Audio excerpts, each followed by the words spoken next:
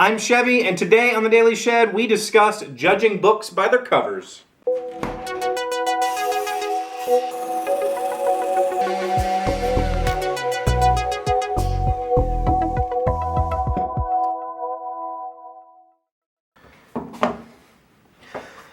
Hello friends, it's Wednesday. Welcome to the Shed. Wednesday is game night for me. I'm excited to go to the library tonight. I've got a friend coming to play a game that I love playing, and we don't get to play it very often, but he messaged me yesterday asking me if I could bring it. He's going to show up. He doesn't come very often, so cool, get to play. Today I was driving today and talking with a friend, and this story came up, and it related to a memory that I have, and I thought, oh, I want to tell that story on the Shed, but I had to figure out how to fit it into the show's format because it's just a story, right? And I've told it before, but it's got a parable assigned to it, and that is never judge a book by its cover. That's not a parable, is it? That's an idiom. That's an English language idiom that I'm sure is used all over the world, but in English specifically, we're not actually talking about books when we say never judge a book by its cover. It usually refers to people, and it usually means that something that's unattractive on the outside might be remarkably beautiful on the inside. And it's usually said by people who find themselves unattractive for some reason or another. And we could go into the discussion about everybody's beautiful and all that good stuff because, but that's not where I'm headed. I'm just going to specifically talk about this story. And this story really has nothing to do with the beauty of the person involved, but it has more to do with her entire outward appearance. So, in the summer of 2002, I had just got out of the Marines the year prior. I had gone through networking and electrician school and basically had a summer off. I had some money saved up and decided I wasn't going to do anything that summer. I was just going to be a beach bum and went at it. And I had a blast. It was great. But at the end of the summer, I was out of money and I needed something to do, and I really hadn't been looking. So I was at a friend's house. We were discussing my extrovert abilities of just talking to anybody about anything and not getting embarrassed. And he said, "You'd be a great car salesman." And like the next week, I got a job as a car salesman with him. So I lasted 4 months in that business. While I discovered that I was very capable of talking to anybody about anything and not getting embarrassed or even remotely regretful of what I was saying or doing, I did find that I had a very difficult time asking people to spend years worth of their salary on something they didn't need. That I couldn't do. High pressure sales is not for me. But I did it for 4 months. In the 4 months I did it, I sold 17 cars. That's it. And if you don't know, that's terrible. Like 4 cars a month is atrocious. They want you selling like 30 cars a month. But one day I was on the sales floor and we were doing this sort of rotation where when a new customer comes on the lot, the next guy in the rotation gets that customer and they go. And I don't even think it was my rotation, but on the lot comes this like completely falling apart jalopy of a car that looked like the doors would fall off if you shut them too hard. Like smoke coming out of it. It rolls up in front of the showroom. Out of that car gets this raggedy looking woman and another person that could have been a daughter. I'm not sure what she was. And like her t-shirt looked like it was falling apart and was completely like soiled with mess, and her hair was all messy. And it was nobody wanted to help this person. I don't think it was my turn in the rotation, but I'm like, sure, whatever. I am terrible at selling cars. I'll go talk to the lady. Don't care. So I go out there and I introduce myself, and she was an older lady. By older, it's hard to tell, her teeth were messed up, and regardless, I was not enthused to speak to this person, and we ended up looking at all these cars, and I asked her what she wanted, and she's like, I'm looking for an SUV, and I'm like, okay, what are you looking to spend? And she's like, I want like $250 a month payment, and I'm like, yeah, it's not really gonna happen. And she's like, I want to look, and okay, so I showed her a bunch of cars, took her to the used car lot, showed her a bunch of used cars, and she said, man, I really like this.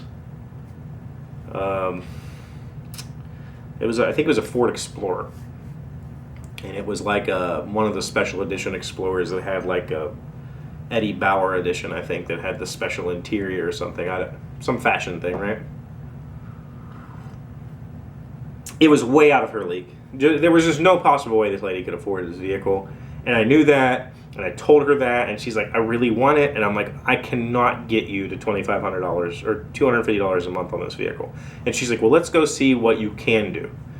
Fine. So I get her back to my desk, we sit down, we do the paperwork, and in that time we were using what's called the Foursquare technique, which is like you put payment here, up here goes interest rate, this is down payment, and this is term, like how many years you want to, and you got to pick some of these because like you can't have a 0% interest and a 3-year loan and pay $100 because that's not how math works.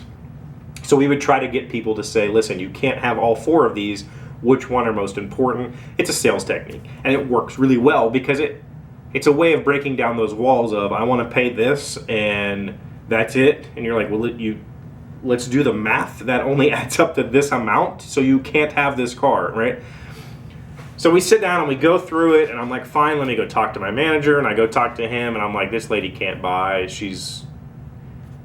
That rust bucket is hers. I don't think it's even worth anything. There's no point in appraising it for a trade-in, all this other stuff.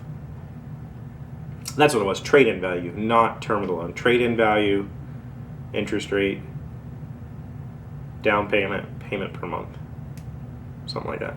Anyway, doesn't matter. The point is, he said, there's just no way unless we get a down payment. And he just left it at that. Like, we didn't even do the numbers because we were so far off, it wasn't even funny. So I go out to the lady and I'm like, listen, we just can't do what you want to do without a sizable down payment, like a very significant down payment. I'm not talking $100 here. And she reaches into her purse and she pulls out an envelope and she goes, I can do about $8,000. And it was just like, what? Just like hit me in the face with a shovel, dumbfounded, right? Like,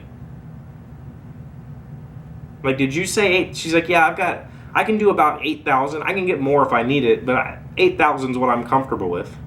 And I was just like, oh okay, $8,000. Let me go talk to my manager. And I got up and I kind of just went around the corner and stood there for a second to recompose myself.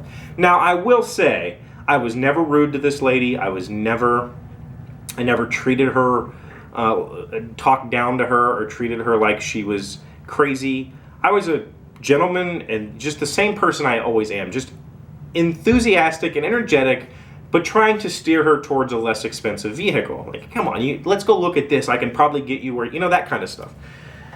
So I go back to my manager, I said, you're not going to believe this. She just pulled $8,000 out of her purse, and she wants to put that in as a down payment. And he's like, oh. Well, he punches his numbers in. He's like, we can get her like $220 a month with an $8,000 down payment. So I go back to her, and I'm like, can sell you that car at our asking price for, $230 a month if that's what you want to put down. And she's like, okay, I'll take it. We ran her credit report. Her credit report was outstanding. She had good income. I mean, the whole deal was, number one, I made the most I had ever made on any vehicle. There was no negotiation over price. She didn't care about the price of the car. We had marked that vehicle up probably $6,000. So we made $6,000 on this deal, plus anything we made from selling her the loan, all that stuff. That was the most I had ever made on a car. She was happy as could be. She loved me, thought I was a great salesman, loved me, loved the vehicle, loved everything about the transaction, never negotiated anything. And it was the most mind-blowing experience because I was so dead sure this lady couldn't afford a toothpick. I was completely positive that I was not going to make a sale of anything that day.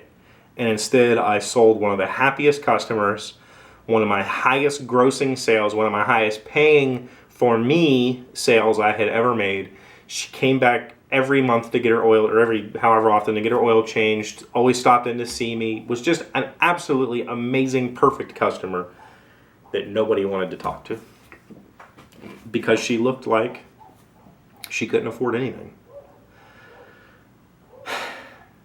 That was a lesson learned in life about people and about expectations.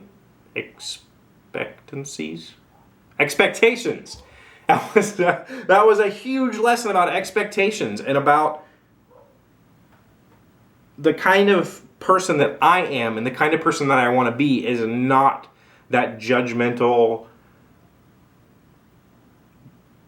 I'm better than you person. Thankfully, on the outside, I never was. I've always been exceptionally courteous in that sort of environment.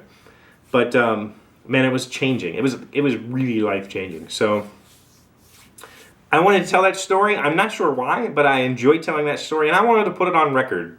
And maybe it'll help somebody out. Maybe somebody can associate with it.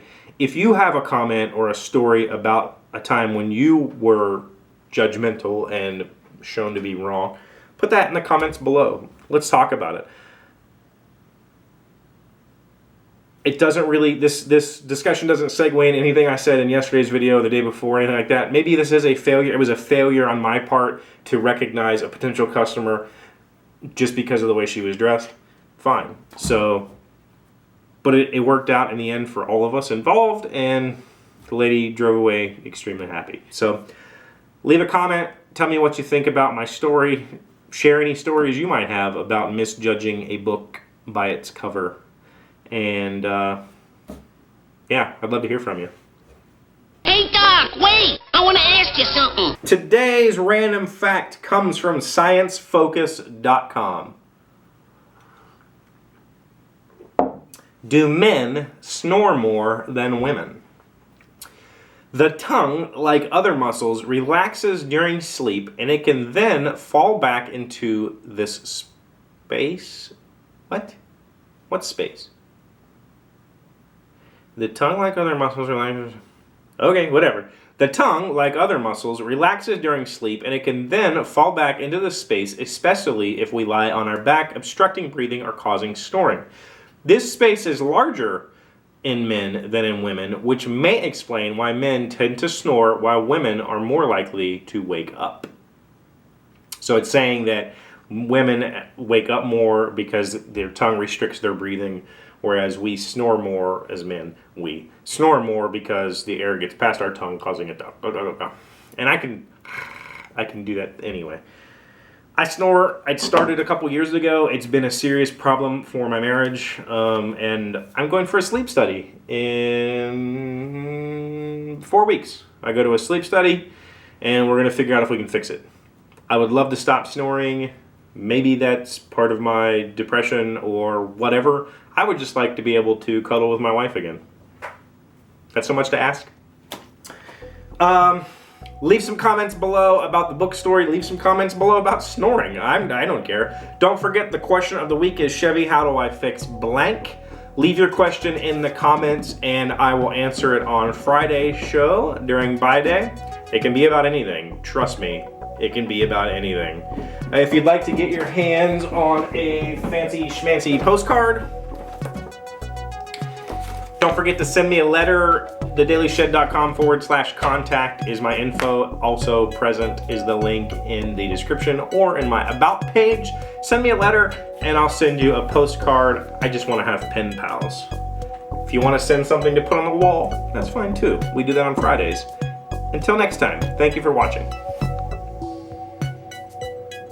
I don't know how to fix it.